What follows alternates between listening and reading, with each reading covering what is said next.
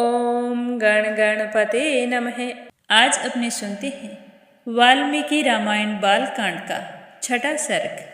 इसके अंदर राजा दशरथ के शासन काल में अयोध्या और वहाँ के नागरिकों की उत्तम स्थिति का वर्णन किया गया है।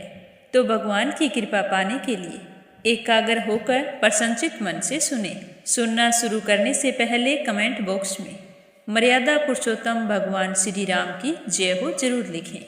अनिर्वेदा चैनल को सब्सक्राइब करके रोजाना प्रस्तुत होने वाली कथाओं को ज़्यादा से ज़्यादा शेयर करें। बोलो गणेश भगवान की जय हो।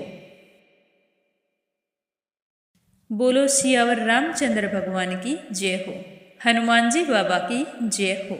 श्री राम दरबार की जय हो। वक्रतुंड महाकाय सूर्यकोटि संप्रभ निर्विघ्नं कुरु मे देव सर्वकार्येषु सर्वदा। हे गणेश जी भगवान, आपको बारंबार नमस्कार है। आप करोड़ों सूर्य के समान तेजस्वी हैं।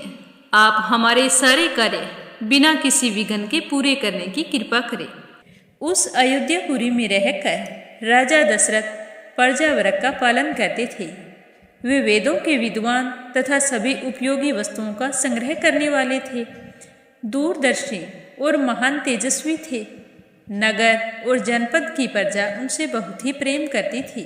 वे इक्ष्वाकु कुल के अतिरथी वीर थे। यज्ञ करने वाले, धर्मपरायण और जितेंद्रिय थे। महर्षियों के समान दिव्य गुण संपन्न राजश्री थे। उनकी तीनों लोकों में ख्याति थी। वे बलवान, स्त्रुहीन, मित्रों से युक्त एवं इंद्रिय विजयी थे। धन और अन्य वस्तुओं के संचय की दृष्टि से इंद्र और कुबेर के समान जान पड़ते थे। जैसे महातेजस्वी प्रजापति मनु संपूर्ण जगत की रक्षा करते थे, उसी प्रकार महाराज दशरथ भी किया करते थे, जो 10,000 महारथियों के साथ अकेले ही युद्ध करने में समर्थ थे। इसीलिए वो अतिरथी कहलाते थे। धर्म, अर्थ और काम का संपादन करने वाले कर्मों का अनुष्ठान करते हुए वे सत्य प्रतिज्ञ नरेश उस श्रेष्ठ अयोध्यापुरी का उसी तरह पालन करते थे जैसे इंद्र अमरावतीपुरी का करते हैं। उस उत्तम नगर में निवास करने वाले सभी मनुष्य प्रसन्न, धर्मात्मा, निर्लोभ, सत्यवादी तथा अपने अपने धन से संतुष्ट रहने वाले थे।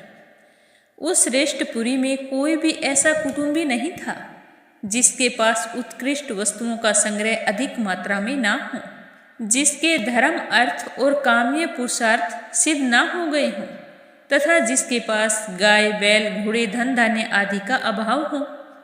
अयोध्या में कहीं भी कोई कामी, कृपण, क्रूर, मूर्ख और नास्तिक मनुष्य देखने को ही नहीं मिलता था। वहाँ के सभी स्त्री पुरुष धर्मशील, संयमी, सदा प्रसन्न रहने वाले तथा शील और सदाचार की दृष्टि से महर्षियों की भांति निर्मल थे। वहाँ कोई भी कुंडल, मुकुट और पुष्पहार से शून्य नहीं था। किसी के पास भोग सामग्री की कमी नहीं थी। कोई भी ऐसा नहीं था जो नहा धोकर साफ सुथरा ना हो, जिसके अंगों में चंदन का लेप लगा हुआ ना हो, जो सुगंध से वंचित हो, अपवित्र अन्न भोजन करने वाला हो, दान ना देने वाला तथा मन को काबू में ना रखने वाला मनुष्य तो वहाँ पर दिखलाई ही नहीं देता था।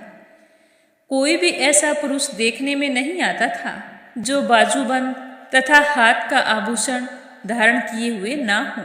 सभी के स्वर्ण पदक, कड़े आदि पहने हुए होते थे। उस अयोध्या नगरी में ऐसा कोई नहीं था जो अग्निहोत्र और यज्ञ ना करता हो, जो क्षुद्र, चोर, सदाचार शून्य अथवा वर्ण संकर हो। वहाँ निवास करने वाले ब्राह्मण सदा अपने कर्मों में लगे रहते थे, इंद्रियों को वश में रखते, दान और स्वाध्याय करते तथा प्रतिग्रह से बचे रहते थे। वहाँ पर कहीं भी ऐसा द्विज नहीं था जो नास्तिक, असत्यवादी, अनेक शास्त्रों के ज्ञान से रहित, दूसरों के दोष ढूंढने वाला, साधन में असमर्थ और विद्याहीन हो। उस पुरी में वेद के 6 अंगों को ना जानने वाला, व्रतहीन, सहस्त्रों से कम दान देने वाला, दीन, विक्षिप्त चित्त तथा दुखी कोई भी नहीं था। अयोध्या में कोई भी ऐसा स्त्री या पुरुष नहीं देखा जा सकता था जो श्रीहीन, रूप रहित तथा राजभक्ति से शून्य हो। ब्राह्मण आदि चारों वर्गों के लोग देवता और अतिथियों के पूजक, कृतज्ञ, उदार, शूरवीर और पराक्रमी थे। उस श्रेष्ठ नगर में निवास करने वाले सब मनुष्य दीर्घायु तथा धर्म और सत्य का आश्रय लेने वाले थे। वे सदा स्त्री, पुत्र और पौत्र आदि परिवार के साथ सुख से रहते थे। क्षत्रिय ब्राह्मणों का मुंह जोते थे, वैश्य क्षत्रियों की आज्ञा का पालन करते थे और शूद्र अपने कर्तव्य का पालन करते हुए तीनों वर्गों की सेवा में संलग्न रहते थे। इक्ष्वाकु कुल के स्वामी राजा दशरथ अयोध्यापुरी की ठीक उसी प्रकार रक्षा करते थे जैसे बुद्धिमान महाराज मनु ने पूर्व काल में उसकी रक्षा की थी। सूर्य की अधिकता के कारण अग्नि के समान दुर्धर्ष, कुटिलता से रहित, अपमान को सहन करने में असमर्थ तथा अस्त्र शस्त्रों के ज्ञाता योद्धाओं के समुदाय से वह पूरी उसी तरह भरी पूरी रहती थी जैसे पर्वतों की गुफा सिंह के समूह से परिपूर्ण होती है। काम्बोज और बालिक देश में उत्पन्न हुए उत्तम घोड़ों से, वनायु देश के अश्वों से तथा सिंधु नद के निकट पैदा होने वाले दरियाई घोड़ों से, जो इंद्र के अश्व उत्सरेवा के समान श्रेष्ठ अयोध्यापुरी में भरे रहते थे। विंध्य और हिमालय पर्वतों में उत्पन्न होने वाले अत्यंत बलशाली पर्वताकार मदमद गजराजों से भी वह नगरी परिपूर्ण रहती थी। ऐरावत कुल में उत्पन्न महापद्म के वंश में पैदा हुए तथा अंजन और वामन नामक दिग्गजों से भी प्रकट हुए हाथी उस पुरी की पूर्णता में सहायक हो रहे थे। हिमालय पर्वत पर उत्पन्न भद्र जाति के, विंध्य पर्वत पर उत्पन्न मदर जाति के तथा साह्य पर्वत पर पैदा हुए मृग जाति के हाथी वहां पर मौजूद थे। भद्र, मंदर और मृग इन तीनों के मेल से उत्पन्न हुए शंकर जाति के, भद्र और मंदर इन दो जातियों के मेल से पैदा हुए शंकर जाति के, भद्र और मृग जाति के संयोग से उत्पन्न शंकर जाति के तथा मृग और मंदर इन दो जातियों के मिश्रण से पैदा हुए पर्वताकार गजराज भी, जो सदा मद उन्नत रहते थे, वे सारे के सारे उस पुरी में थे। 3 योजन के विस्तार वाली अयोध्या में 2 योजन की भूमि तो ऐसी थी जहां पहुंचकर किसी के लिए भी युद्ध करना असंभव था। इसीलिए वह पुरी सत्य और सार्थक अयोध्या नाम से प्रकाशित होती थी, जिसमें रहते हुए राजा दशरथ इस जगत का पालन करते थे। जैसे चंद्रमा नक्षत्र लोक का शासन करते हैं, उसी प्रकार महातेजस्वी महाराज दशरथ अयोध्यापुरी का शासन करते थे। उन्होंने अपने समस्त शत्रुओं को नष्ट कर दिया था, जो विचित्र ग्रहों से सदा सुशोभित होती थी।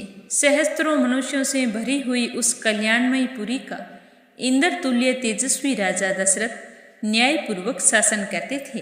तो आज का 6ठा सर्ग पूरा हुआ। श्रद्धा भाव से सुनने के लिए आप सभी का बहुत बहुत धन्यवाद। जिसने भी इस सर्ग को सुना है वो कमेंट बॉक्स में भगवान श्री राम और सीता मैया हनुमान जी बाबा का जयकारा जरूर लगाएं। साथ ही अनिर्वेदा चैनल को सब्सक्राइब करके इस वीडियो को ज़्यादा से ज़्यादा शेयर करें। भगवान के आशीर्वाद से आपके सारे मनोरथ पूर्ण हों। आज के लिए बस इतना ही। कल मिलेंगे अगले अध्याय के साथ। बोलो सियावर रामचंद्र भगवान की जय हो।